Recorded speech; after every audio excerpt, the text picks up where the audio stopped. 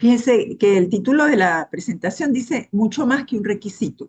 Y esto viene porque la mayoría de las personas que no, digamos, están empezando a manejar este tipo de conceptos, o las personas que van a hacer investigación, les parece, uy, esto es una cosa, un requerimiento, eso es un trabajo más que hacer, qué fastidio, hay que cumplir con esto. Entonces no le dan la importancia real que tiene el consentimiento informado. Yo voy a tratar aquí rápidamente de mostrarles que esto es más que un requisito, ¿verdad?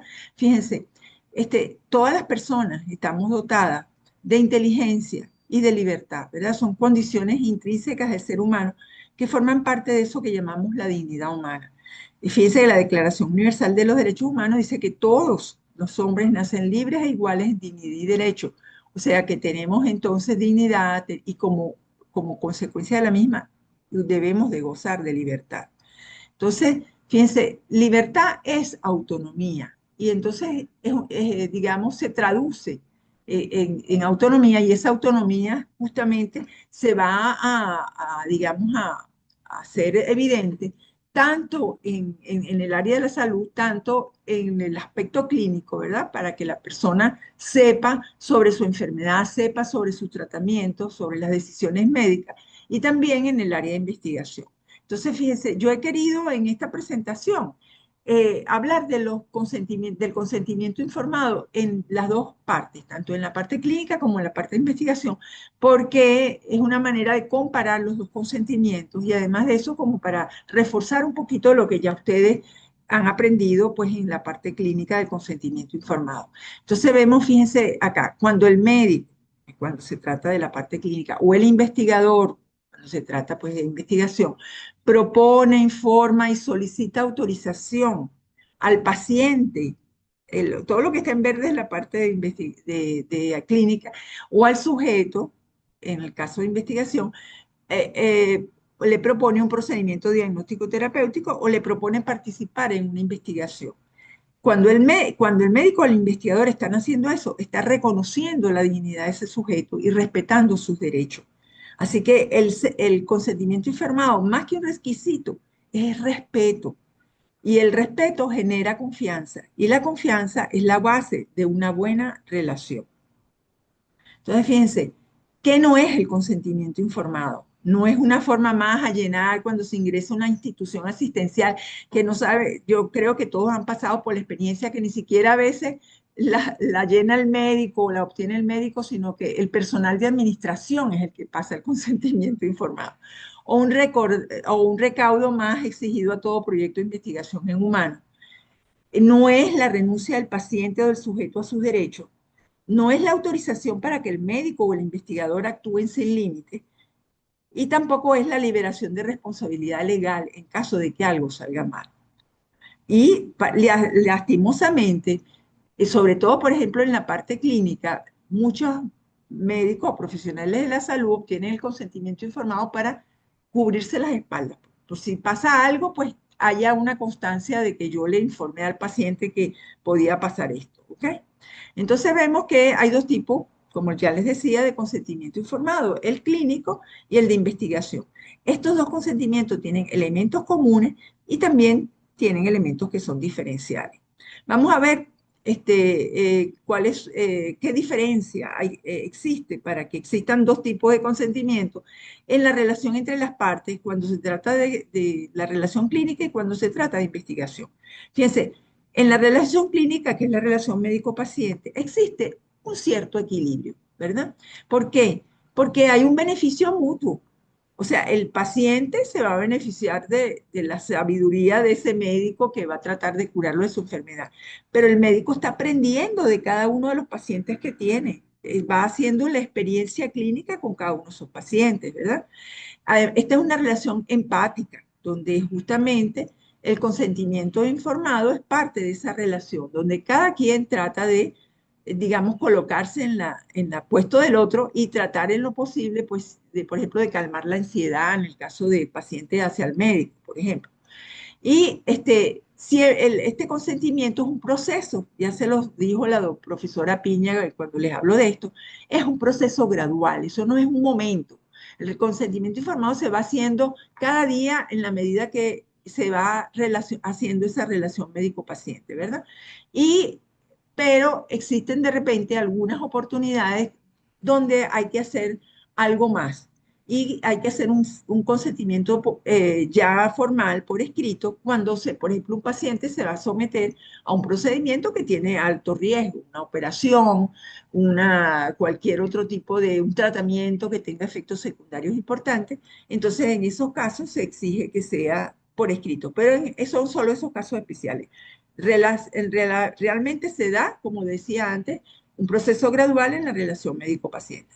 En investigación no es así. ¿Por qué? Porque el médico y el investigador y el sujeto por lo general tienen un contacto muy puntual durante el periodo de investigación, ¿verdad? Entonces, aquí realmente existe, la balanza no es tan equilibrada como en este caso. La balanza más bien está como más inclinada, más favorable al lado del investigador que al lado del sujeto.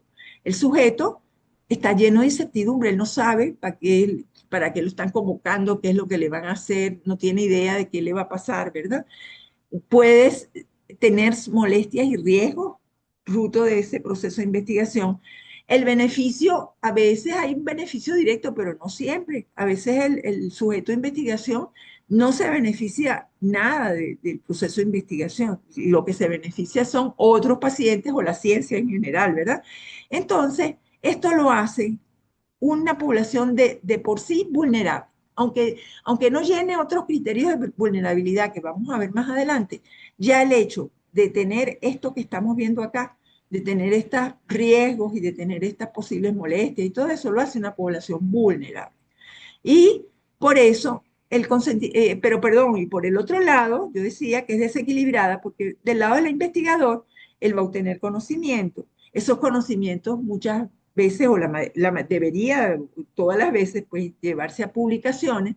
Esas publicaciones le van a dar prestigio, le van a dar reconocimiento, le van a permitir que tenga su modus vivendi, ¿verdad? Porque pertenecen a grupos de investigación, a instituciones donde justamente su sueldo está justificado por esa actividad, les permite ascender en su grado académico o científico y, como decía antes, les da beneficio económico que a veces, sobre todo en la parte farmacológica, cuando un investigador tiene una nueva molécula, muchas veces eso le genera digamos, unas entradas extraordinarias desde el punto de vista económico. Entonces, fíjense cómo aquí realmente hay un desbalance, ¿verdad? Y por eso, en investigación, el consentimiento informado tiene que ser siempre escrito y aprobado por un comité de bioética para la investigación.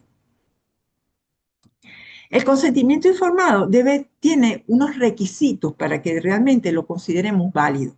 Son tres fundamentalmente, fíjense. Primero, que el sujeto haya sido informado. Y no solamente que haya sido informado, sino que haya comprendido la información.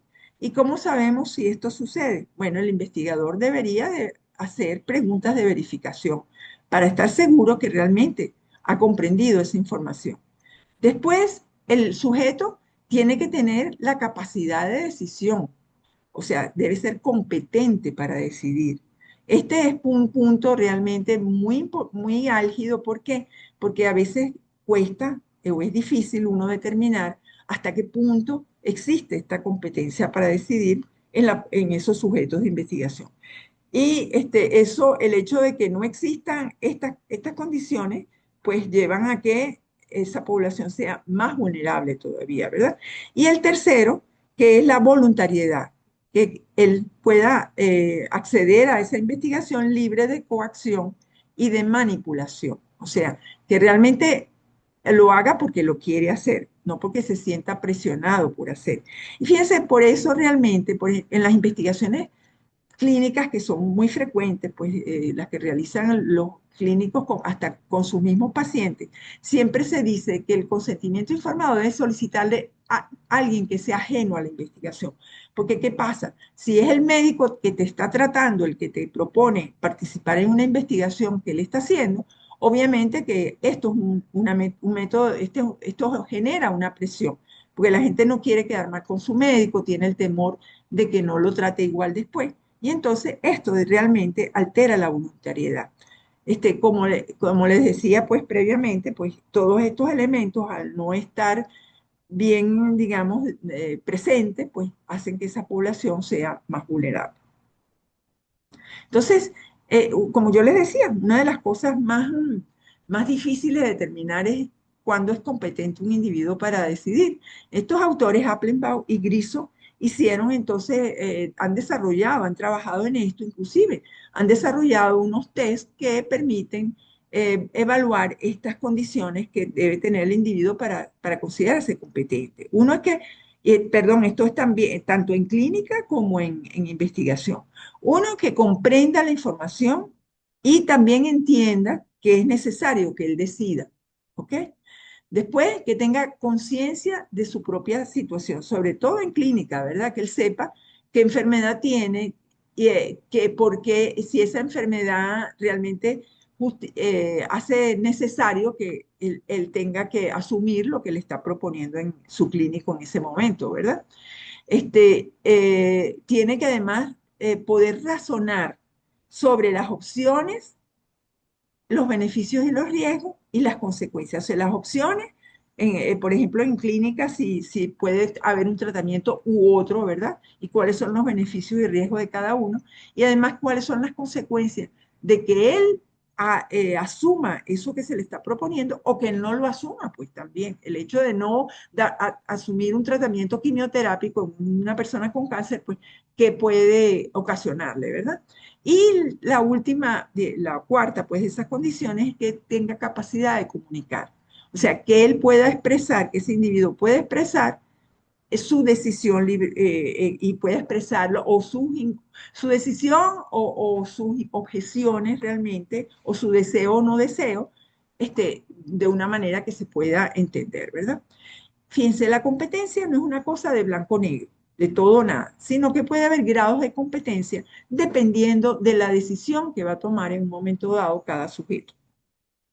Entonces, fíjense, hablábamos, yo les decía que de las poblaciones vulnerables, y que yo les decía que en investigación, las poblaciones, que es de lo cual vamos a tratar en esta lámina, pues ya de hecho el hecho de ser sujeto de investigación no va a ser vulnerable, ¿verdad? Porque él, como les decía, va a participar en algo de donde no va a tener mayores, puede ser que tenga algún beneficio o ningún beneficio, y además de eso que puede ocasionar algunos efectos colaterales, algunas consecuencias, entonces realmente él todo sujeto de investigación es población vulnerable, pero hay ciertas circunstancias en donde esta vulnerabilidad se potencia, ¿verdad? Y uno, por ejemplo, cuando existen, digamos, no existe condiciones para una comprensión y adecuada de la información y además de eso, no existe competencia para decidir. Una de ellos, pues, es la población de los menores de edad y esto va desde la propia gestación hasta que el niño ya está nacido, inclusive hasta la adolescencia, ¿verdad? Entonces, en todas estas edades, pues existe esa limitación. Luego tenemos, por supuesto, el embarazo y la lactancia, porque también es, no por la mujer en sí, sino por el producto de la gestación que está dentro de ella, y en la lactancia por las posibilidades que tiene ella de transmitir, en el caso de medicamentos, por ejemplo, drogas a través de la leche materna. Luego tenemos, bueno, y por eso también en algunas investigaciones, como las que mencionaba la profesora Marixa de la talidomida, hay que asegurarse de que la persona no esté embarazada, se le exigen pruebas de embarazo antes de participar primero se trata de que no haya mujeres en edad fértil en las investigaciones. Después se les pide que hagan pruebas de embarazo y no solamente en un solo momento, sino en forma repetida, ¿ok?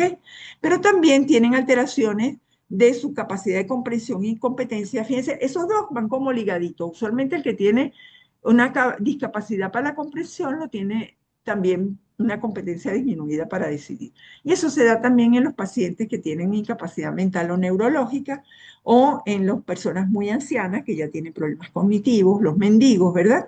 También en las personas que tienen situaciones de enfermedad terminal, donde obviamente su situación misma clínica les impide tener esa capacidad decidir, de tomar las decisiones y puede hacer además que tomen decisiones emocionales, pues sí hágalo porque si no me muero, entonces sin poder realmente valorar las intervenciones, ¿verdad? O en las situaciones de emergencia, aunque se debe decir que no toda situación de emergencia justifica o altera la capacidad de decidir en un momento dado. Hay situaciones de emergencia donde se conservan más esas capacidades o donde se puede esperar un poquito para que la persona se mejore y pueda entonces dar su consentimiento. Bueno, entonces, la voluntariedad, donde está alterada sobre todo, aunque está también, fíjense, en el caso de los niños, también, porque los niños están sujetos a la voluntad de sus representantes, pero se ve sobre todo en personas refugiadas, en personas recluidas, ya sea presos, por ejemplo, o personas que están recluidas en orfanatos.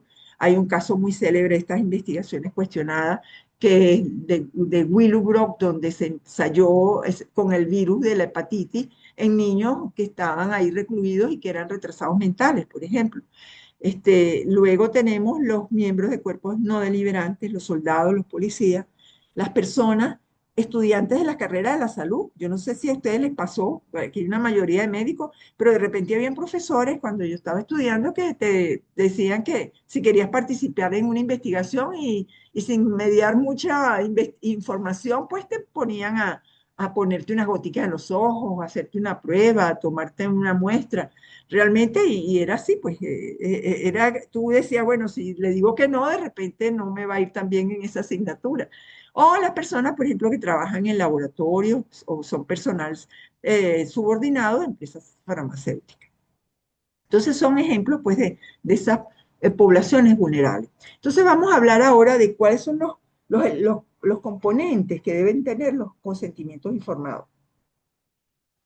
Y voy a hablar, como yo les decía, de los dos, de la asistencial y de investigación, porque esto nos permite ver las diferencias y reforzar también en lo que aprendimos de los asistenciales. Siempre todo consentimiento tiene que tener una introducción. Uno no puede empezar directo en la materia, tiene que haber un preámbulo, ¿verdad? Que ese preámbulo en el consentimiento asistencial es decir, bueno, cuál es la enfermedad, más o menos darle una idea al paciente de la condición de su enfermedad y su condición actual. Y en el caso de la investigación sería la identificación del proyecto, los responsables, la institución, el propósito que esto incluye, por ejemplo, si ese trabajo, esa investigación va a ser usada para un trabajo de grado, para un trabajo de ascenso, eso hay que decírselo también. Y también debe incluir, pues, como una invitación. O sea, usted, en el caso de la investigación, usted está siendo invitado a participar en un proyecto, bla, bla, bla. Debe de tener siempre la justificación. En el caso asistencial, de qué pasaría si usted no se practica este tratamiento o este procedimiento en su enfermedad, ¿verdad? Y en el caso de la investigación sería por qué usted está siendo incluido como sujeto en este proyecto de investigación, porque reúne tales características, ¿verdad? Luego tenemos que decirle qué intervenciones vamos a hacer, ¿verdad? Entonces, en el caso asistencial sería la descripción de los productos, si se trata de un tratamiento, o de los procedimientos a los que le vamos a someter. Por ejemplo, si se le va a hacer un ecosonograma, usted tiene que decirle, mire, el eco está en un procedimiento que es así, asado, se hace de tal manera. Una cosa es básica realmente para que él tenga claro a qué se le va a someter. Y en el caso de investigación sería la descripción de los productos o los procedimientos igualmente, pues que esto es lo que constituye el método de investigación. Pero a veces hay otras cosas que no son solamente los productos, por ejemplo, si él va a ser, si hay grupo control, si él puede estar en uno, puede estar en otro, todo eso hay que decírselo, ¿verdad? ¿Cuáles son los beneficios esperados? En el caso asistencial serían los beneficios para el paciente y en el caso de investigación, cuáles son los beneficios para él, lo personal, o para otros individuos con su misma condición, o si esa investigación va a generar conocimientos que son generalizables. Luego tenemos siempre que hablarles de los posibles efectos adversos, o sea, lo previsible, por supuesto. En el caso de asistencial, de los procedimientos que se van a hacer o de los productos, y más o menos cuál es su frecuencia aproximada, cuáles son los más frecuentes, cuáles son los menos frecuentes. Y cuando se trata de investigación, esto es muy importante porque recordemos que esta gente se está sometiendo a estos riesgos, a veces sin mucho provecho, Y entonces tenemos que decirle los riesgos que originan los productos y los procedimientos y también con su frecuencia aproximada. O sea, esto ocurre en los dos casos. Las alternativas, en el caso de asistencial, es si él no recibe, si él no se hace ese procedimiento o ese tratamiento, pues si existe alguna otra alternativa. Y comparar la alternativa con el procedimiento que le estamos ofreciendo, ¿verdad? ¿Cuál es mejor? ¿Cuánta ventaja tiene o no? Y en el caso también de la investigación, hay que decirle si eso que estamos haciendo, pues tiene alternativa. Luego hay contenidos que ya son propios. Ahora vamos a hablar en concreto del consentimiento informado en investigación, que es el que nos atañe a nuestra sesión de hoy. Entonces, fíjense, el consentimiento informado es como un acuerdo. Yo no diría tanto un contrato, es como un acuerdo entre el investigador y el sujeto de investigación. Entonces tienen que quedar claras todos los elementos de ese acuerdo, de ese contrato. Entonces, ¿a qué se compromete el investigador? El investigador en el consentimiento se va a comprometer a la confidencialidad, pero no solamente le va a decir que él va a trabajar confidencialmente con sus datos, sino tiene que decirle cómo lo va a hacer, qué método va a usar para que no otras personas no tengan acceso a sus datos o no conozcan su identidad, por ejemplo. Debe decirle cómo va a respetar la libertad de participación o negación. Y le va a decir, o sea, le va a decir que tiene derecho a decir que quiere o no quiere participar. Y también tiene derecho a, una vez que ha dicho que sí, retirarse sin que esto genere ninguna sanción, ¿verdad? Tiene que decirle qué va a pasar en caso de que sufra algún efecto secundario, algún daño, a quién va a contactar. Eso tiene que estar en el consentimiento, cuál es la persona, cómo contactarlo, cuál es el teléfono, por ejemplo, donde lo puede contactar. Y además, si va a haber una indemnización por esos efectos secundarios. Eso sobre todo tiene mucho, se ve sobre todo en esas investigaciones experimentales con medicamentos, por ejemplo. El tiempo, se le tiene que decir que tiene tiempo para decidir y consultar con alguna persona que él quiera consultar sobre este consentimiento y tiene que decírsele si va a recibir algún tipo de remuneración o beneficio que sea razonable. Fíjense, en general, en investigación se trata de no dar beneficios a las personas, beneficios, por ejemplo, monetarios. ¿Por qué? Porque eso puede ser un incentivo para participar y eso está coartando de alguna manera la libertad, pero sí se aceptan algunos beneficios, sobre todo beneficios que no sean en dinero, por ejemplo, acceso a una exploración que de otra manera no pudiera hacerse, o tener acceso al medicamento en el que está participando en su prueba, por ejemplo. ¿Ok? Luego el compromiso del lado del sujeto, que sobre todo que él se compromete a cumplir con las indicaciones que le está dando el investigador con qué es lo que tiene que hacer de acuerdo a ese proyecto, ¿verdad?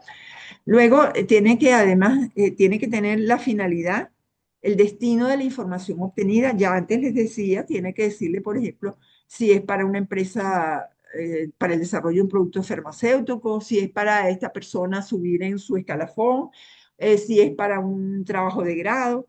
Tiene que decirle quién está patrocinando el estudio, ¿verdad? Si es que tiene patrocinante, por supuesto, y quién lo está financiando, porque puede ser que alguna persona, por ejemplo, no quiera contribuir con una determinada compañía farmacéutica, por ejemplo. Entonces, él tiene derecho a saber esto para decir, bueno, yo no quiero participar porque no quiero ayudar a esta empresa, por ejemplo. O también otra cosa importante es que el investigador declare que no tiene conflictos de interés. O sea, que esos también, sobre todo en la investigación farmacéutica, que la persona que está haciendo el ensayo no es una persona que forma parte de esa compañía y que, por supuesto, puede tener intereses creados allí en que esa investigación de determinados resultados. Y los contenidos hay unos contenidos que son variables, pues, porque dependen del tipo de estudio. Por ejemplo, si es un estudio experimental, hay que decírselo, pues, que es algo donde uno está introduciendo elementos para ver los efectos en los sujetos de investigación, si se está usando placebo o si se está usando, en las investigaciones que son así con ciegos, pues que se usa placebo, ¿verdad? Que son los ensayos clínicos. Entonces, tiene que decirle pues que él tiene posibilidades de caer en el grupo placebo, en el grupo ensayo, pues, y él tiene que saberlo. Tiene que saber que en qué circunstancias no podría participar en el estudio, cuáles son los criterios de exclusión, porque puede ser que esa persona tenga un criterio de exclusión y tenga la oportunidad de manifestarla, ¿verdad? El destino, si se trabaja con tejido, el más común de todos, por ejemplo, la sangre, la muestra de sangre, tiene que decirle qué va a hacer con la muestra sobrante de sangre. Por lo general deben ser eliminadas, ¿verdad? Pero hay algunos casos donde se necesite conservar la muestra de sangre y en ese caso debe decirlo para estudios posteriores y siempre que sean del mismo tipo. Si los estudios son de otro tipo, eso tendría también que saberlo el sujeto, ¿verdad? Y si va a haber registros audiovisuales, eso requiere una autorización aparte, que puede hacerse en el mismo consentimiento informado, pero en la parte final y en una, digamos, un texto independiente, donde se le pregunte específicamente si acepta que se le haga un video o se le haga una fotografía. ¿Ok?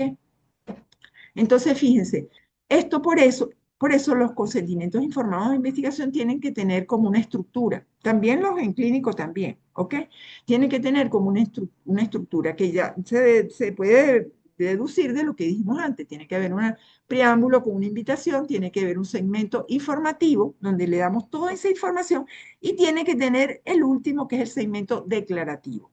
¿Qué pasa? Con mucha frecuencia nosotros vemos que esto no es así y que van directo ¿cómo digo? El consentimiento, el documento, va directo a lo declarativo. Yo autorizo al doctor tal a que haga tal cosa en tal momento, no sé qué. No, eso no puede ser porque la gente tiene que informarse para después decidir, ¿verdad? Entonces, este es un modelito que yo les traigo así como para que tengan una idea de que cómo se puede realizar, porque parece mentira. Miren, una de las cosas que hace que uno, digamos, mande a corregir proyectos de investigación en los comités de bioética es la redacción del consentimiento informado. Entonces, como les decía, la identificación en cuanto a título, institución, la sede del investigador. Le estamos invitando a participar en tal estudio cuyo propósito es, lo voy a utilizar como trabajo de grado para obtener el título de, será financiado por tal, por el autor o por y la institución hospitalaria, ¿verdad? Luego seguimos, ay, perdón, acá.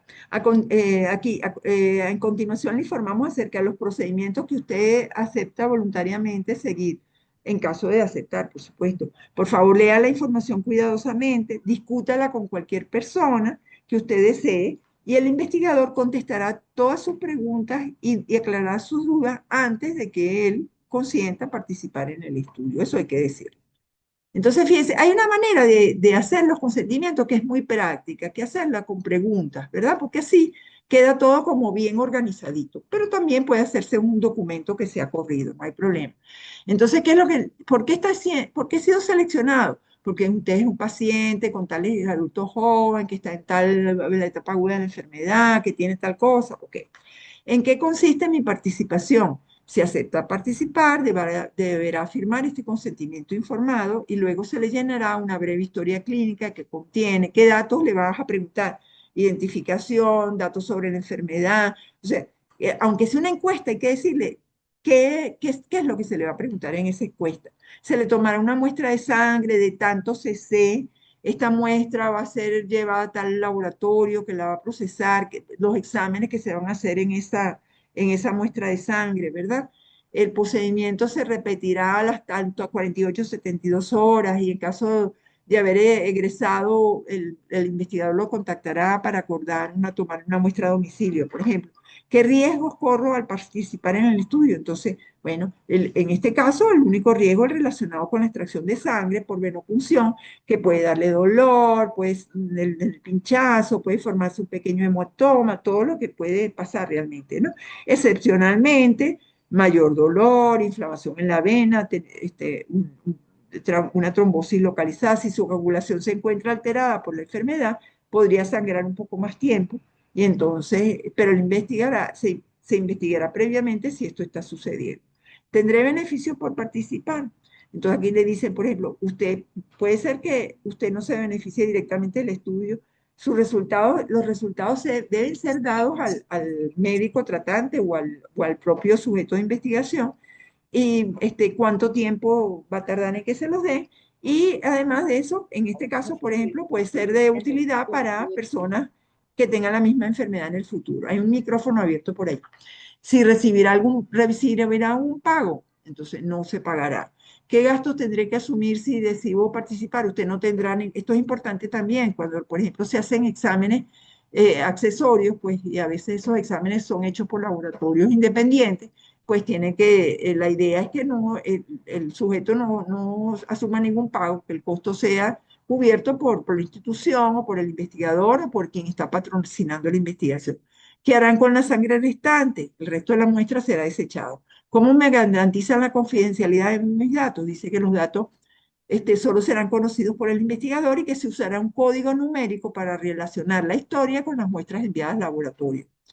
¿Qué pasa si me niego a participar? Su participación es voluntaria, puede decidir o no participar o retirarse del estudio en cualquier momento, sin que esto afecte la atención que está recibiendo en el hospital. ¿A quién puedo contactar si tengo dudas sobre el estudio y los derechos que me amparan? Sobre el estudio puede contactar al investigador tal, teléfono tal, en la oficina tal, y sobre su derecho como participante al Comité de Bioética para la Investigación que ha dado su aval a este proyecto, y entonces teléfono tal, correo electrónico tal. La última parte que decíamos, la parte declarativa, y que es en muchos consentimientos informados, yo les decía que es la única que se presenta. Entonces dice, declaro haber sido informado sobre los propósitos médicos, métodos, riesgos, beneficios de esta investigación, el compromiso de resguardar mi identidad, el recibir atención en el caso de complicaciones, de respetar mi libertad si no acepto o me retiro antes. Declaro que he comprendido la información, que se han aclarado todas mis dudas, en virtud de lo cual doy con mi consentimiento para ser incluido en el presente estudio. En algunas ocasiones no es tan extenso, sino simplemente dice que después de haber sido informado, de aclarado sus dudas y estar en conocimiento cabal de lo que es la investigación, él les da su consentimiento. Entonces, fíjense, ¿quiénes tienen que firmar? En un contrato firman las dos partes, en un acuerdo firman las dos partes, y así tiene que ser en un consentimiento informado. Tiene que firmar el participante, tiene que poner su nombre, apellido, cédula y firma. Tiene que firmar el investigador, específicamente el principal, nombre y apellido, cédula y firma. Y tiene que haber uno o dos testigos porque esto es lo que el testigo viene a dar como fe de que la persona ha sido adecuadamente informada y de que la persona no ha sido coaccionada para participar en la investigación. Entonces, como hay investigación, sobre todo cuando son de mayor riesgo, se acostumbra inclusive un segundo testigo. Pero en general, en las investigaciones clínicas normales, pues suficiente con un testigo y tiene que ponerse cuál es la ciudad y la fecha en que se obtiene ese consentimiento. Entonces, fíjense, ¿para qué sirve eso del consentimiento informado? Mire, hay que ver la cantidad de ventajas que tiene. Esta lista se queda chiquita. Es una forma de respetar al sujeto en su autonomía, de informarlo y aclarar sus dudas, de precisar los compromisos que asume tanto el investigador como el sujeto. Es una manera de enfrentar la incertidumbre y los miedos que genera en el sujeto de investigación que no sabe qué es lo que le va a pasar. Es una manera de fomentar la confianza y la transparencia, de evitar el fraude y la coerción, de proteger a los participantes de daños y riesgos, de promover la justicia y la equidad, de documentar la decisión del participante y de cumplir con los requisitos. Aquí se me atravesó un letrero, ya, y no sé, no lo puedo leer completo, pero cumplir con los requisitos del que tiene la investigación en seres humanos, o sea que se está cumpliendo con las normas de investigación en seres humanos. Ok, entonces, fíjense, la profesora Marisa les decía que quizás Venezuela es el país latinoamericano donde en primer momento se le da una base jurídica al consentimiento informado. Y es que en el artículo, ay, no lo puse allí, pero creo que es el 80 y, no, perdón, el 46 de la Constitución dice que ninguna persona será sometida sin su libre consentimiento a experimentos científicos o a exámenes médicos de laboratorio, excepto cuando se encontrara en peligro su vida o por circunstancias que determine la ley. Entonces, fíjense, vamos a esa circunstancia. ¿Cuándo se podría modificar o prescindir el consentimiento informado? Entonces, fíjense, en el área asistencial, ya hablamos de las emergencias, no, aunque les decía, no siempre, a veces, a pesar de que hay una emergencia, hay posibilidades de consultarle al individuo. Si el individuo no es competente para decidir, pero bueno, esto no quiere decir que no haya otra, que ese paciente no se le pueda pedir, no se le puede informar y pedir inclusive su opinión, aunque no sé, digamos, no se ha tomado como la decisión final, pero puede opinar y se le puede informar. Eso es lo que se llama asentimiento informado, que se da sobre todo en los niños, ¿verdad? Pero también es válido en un paciente, por ejemplo, con un trastorno cognitivo, que sabemos que no tiene competencia total, pero que puede opinar y que puede ser informado, ¿verdad? Y además, en estos casos va a decidir otra persona con toda propiedad por ellos. Y lo que se habla, las decisiones en sustitución. Suceden en los niños, ¿verdad? Son sus representantes, pero también suceden en las personas que que no tienen esa capacidad de decidir. Entonces, siempre haber alguien que debe estar, digamos, dando consentimiento en el área asistencial, pero también en el área de investigación. Hay la renuncia expresa del paciente. Y ese paciente que dice, doctor, yo no quiero que usted me diga nada, usted haga lo que considere que tiene que hacer. Y bueno, ya eso es algo, una decisión del paciente. Debe siempre insistir el médico en la información. No debe tomarlo así de una vez porque se lo dijo el paciente, sino debe insistir en dar información. Y si no directamente al paciente, a los familiares de ese paciente. Cuando los tratamientos son exigidos por ley, por ejemplo, en el caso de las trabajadoras del sexo que tengan enfermedades venéreas, pues allí es obligatorio el tratamiento.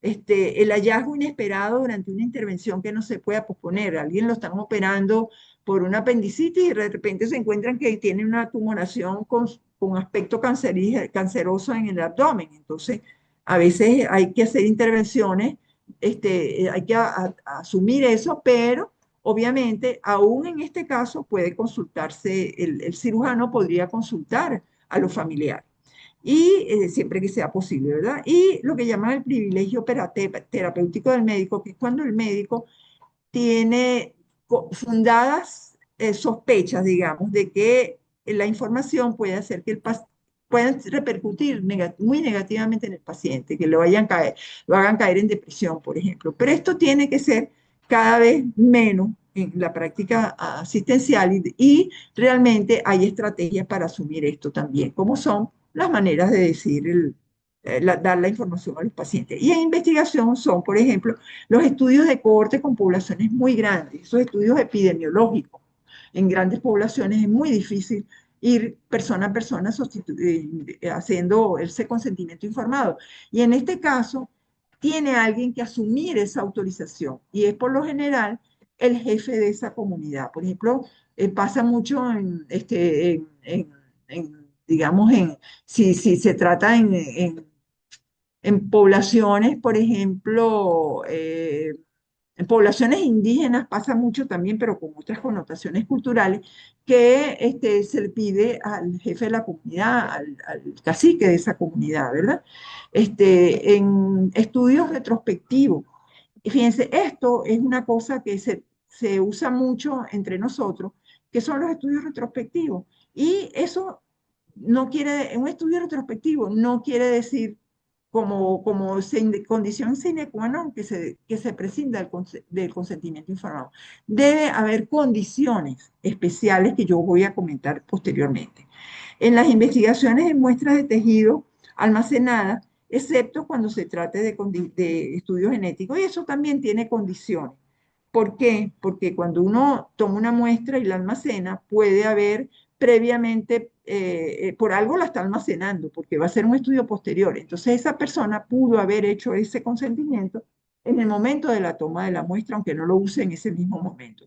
Y cuando el consentimiento informado afecta la viabilidad o la validez de la investigación. En este caso no se prescinde del consentimiento, sino que se modifica la forma como se toma el consentimiento.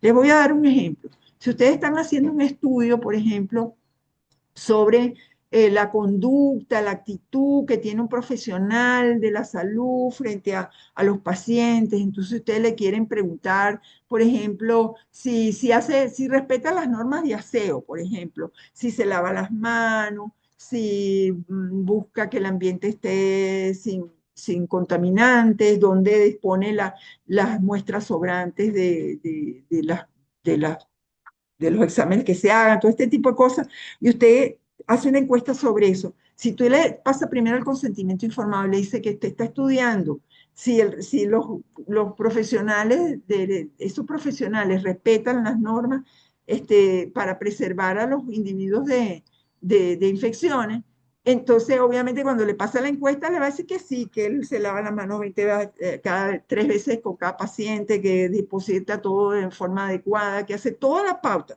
¿verdad? Entonces, en estos casos se puede aceptar que el consentimiento, se haga la encuesta y después se pida el consentimiento para usar la encuesta, las respuestas de la encuesta en la investigación.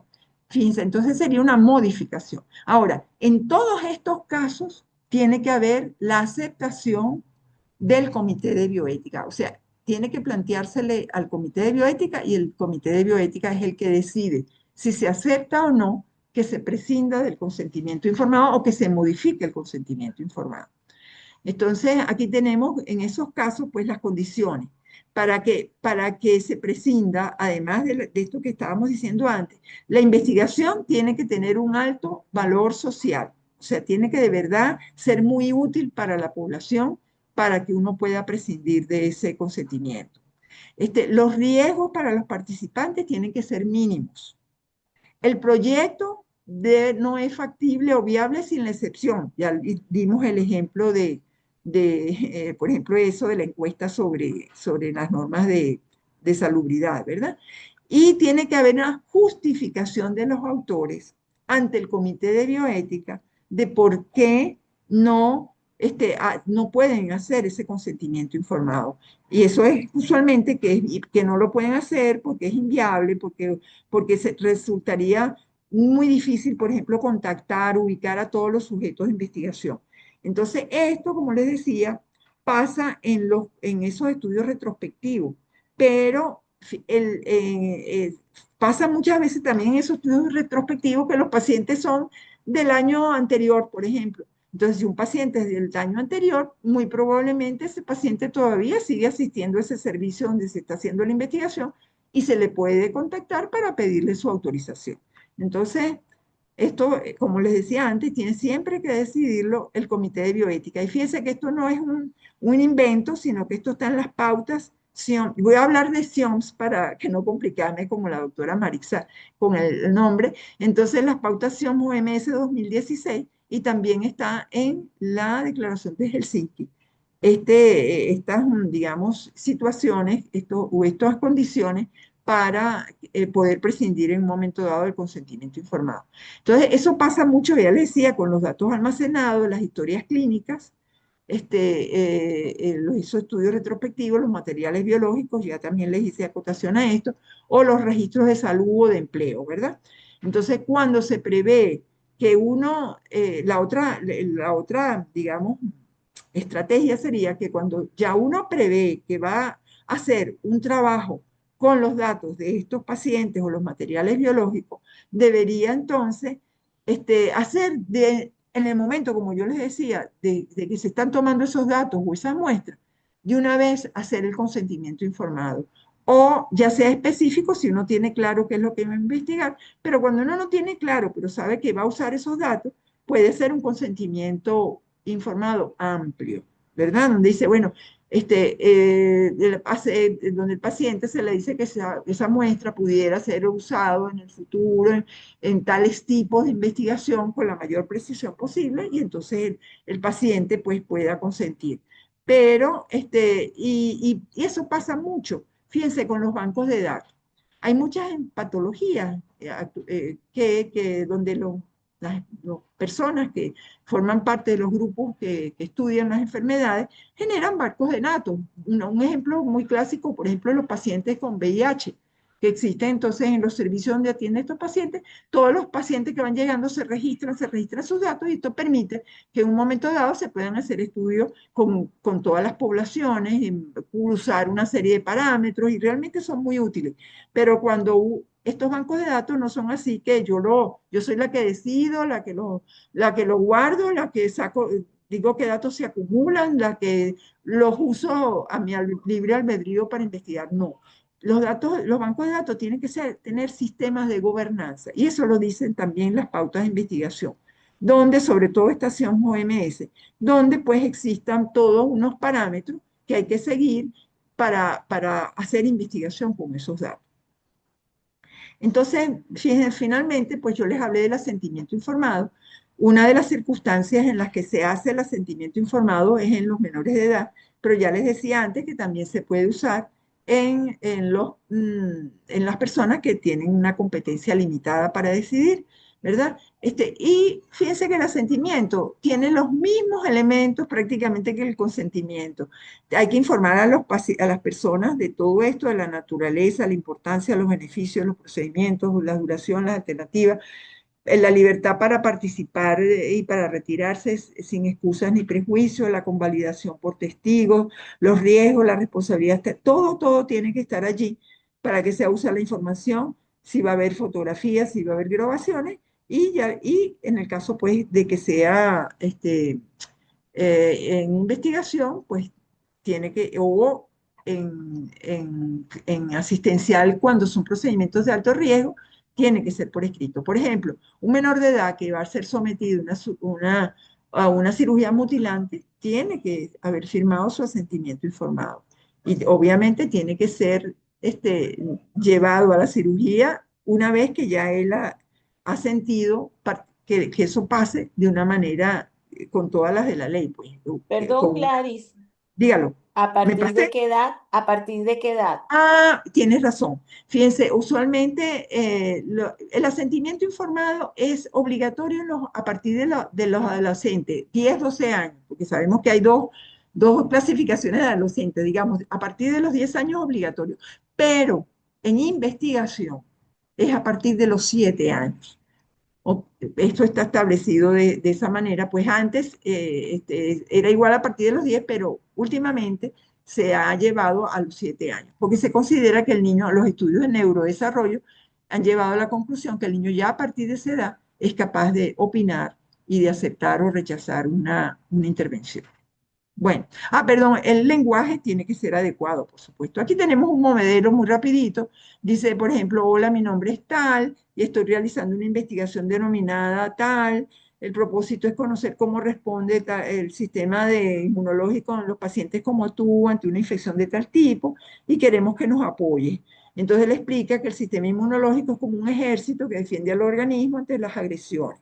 Tu participación consistirá en responder unas preguntas sobre tu enfermedad y tus antecedentes, permitir que te realicemos dos mediciones de peso, talla, tal cosa, que te tome dos muestras de sangre de 4 cc cada una, que trataremos de que coincidan con las tomas de muestras para otros exámenes para no molestarte, que te puede causar un poquito de molestia en el sitio en que te pulsamos, bueno, en qué te beneficiarás, ¿verdad? Para saber cómo está funcionando tu sistema inmunológico, cómo te estás defendiendo contra la enfermedad, en qué consiste su participación, que esto puede causarte alguna molestia en el sitio de la punción, que desaparecerá en unos días, no están previstos otros riesgos o complicaciones, te beneficiarás porque tal cosa, pues en tu decisión participar o no en el estudio, es decir, cuando es tu decisión participar o no en el estudio. Fíjense, cuando se trata de una investigación, cuando el consentimiento informado de investigación, los niños, si se niegan a participar,